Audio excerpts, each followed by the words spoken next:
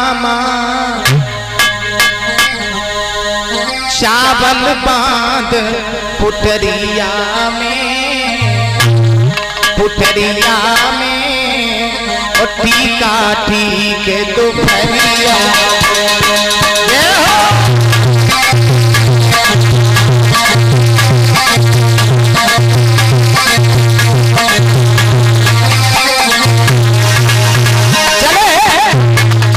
चले सुदामा नंगे पाँव बड़ी की भारी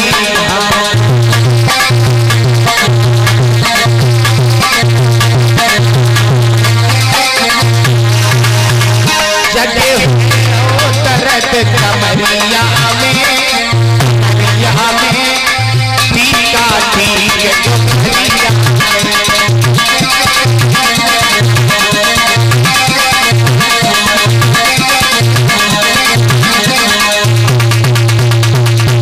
आज सुदामा जी चावल की पोटली लेकर के चल दिए। परीक्षित जी सुशीला से कहा तुम आराम से रहना और धैर्य धारण करना, मैं लौट के जल्दी आ जाऊंगा। नीरज यादव जी, अजीत यादव जी कनकूरा से 100 रुपया हमारे पास भेज रहे हैं। और इसी बीच में विदाई के रूप में रामेश्वर सिंह खटी ग्राम कनकूरा से 105 पत्र मुद्राएं भेंट करते हैं। भगवान सुख और शांति दे।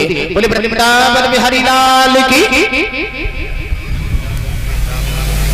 और सुदामा जी आगे बढ़े तो परीक्षित जी एक नदी मिली, नदी में लाठी डाली सुदामा जी ने, तो सोचने लगे ये नदी बहुत गहरी है, अगर मैं इस नदी में प्रवेश हुआ तो कहीं ऐसा ना हो हम कहीं डूब ना जाए।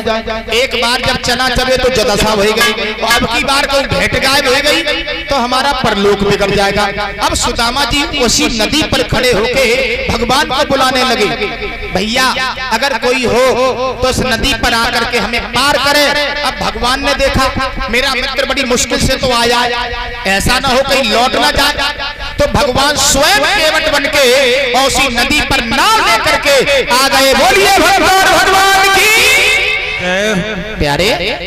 आवाज लगाई, भैया कौन हो तुम? सुदामा जी बोले भैया तुम कौन हो? कन्हैया बोले हम तो केवटिया है, इस नाव पर इस नदी पर नाव चलाते। सुदामा भैया बोले तो हमें नाव में बैठाल के पार कर दोगे? कन्हैया बोले कर देंगे। सुदामा जी बोले भैया हमारे पास में कुछ देवे को ना है। कन्हैया बोले हम फ्री पार करते हैं, मेरी नाव में बैठ जाओ हम तुम्हें पार कर देंगे। तो परीक्षित जी सुदामा जी को भगवान ने नाव में बैठा लिया, और जैसे ही बीच धार में नाव पहुंची तो भगवान ने नाव को हिलाना प्रारंभ। सुदामा जी बोले भैया नाव हिलाता है को रहे हो? कन्हैया बोले अब हमें उतराई दे दो। सुदामा जी बोले तुम कैसे आदमी हो, तुमने हमसे ये कहा था कि हम फ्री पार करते। भगवान बोले ऐसे हम ना कहे तो हमारी नाव में कोई ना बैठे, पहले फ्री की कह के बैठा लेते और बीच धार में आकर के नाव रोक देते। तो सुदामा जी रोने लगे, भैया हमारे पास कुछ नहीं है, मेरे ऊपर इतनी दरिद्रता है, क्षमा करना। भगवान बोले तुम रो नहीं, तुम ये बताओ तुम हो कौन?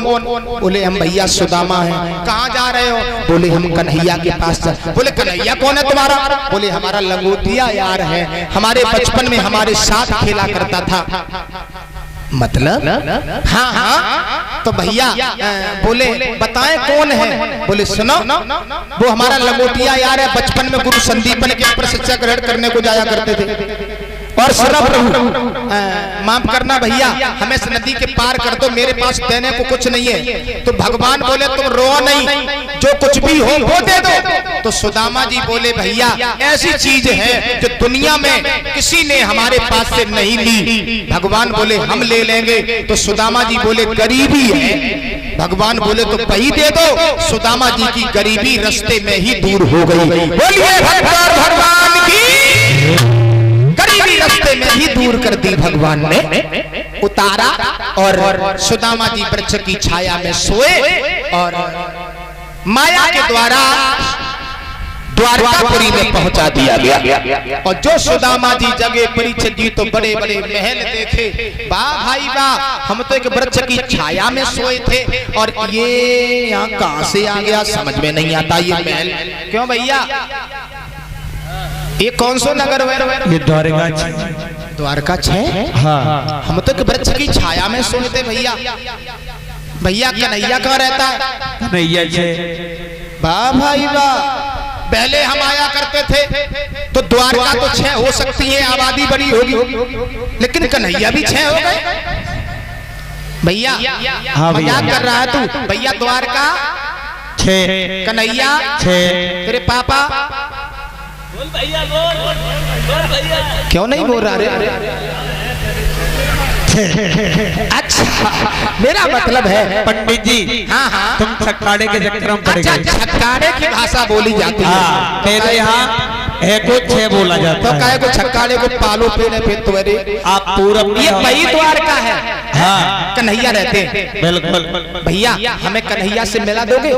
कन्हैया से हाँ हाँ, मिला तो नहीं सकते, रास्ता बता सकते। रास्ता बता सकते हो? हाँ भैया हमें नहीं जानते तुम? मैंने सुनो भैया, सुनो, मैं बता रहा हूँ बोलो। कि बचपनों में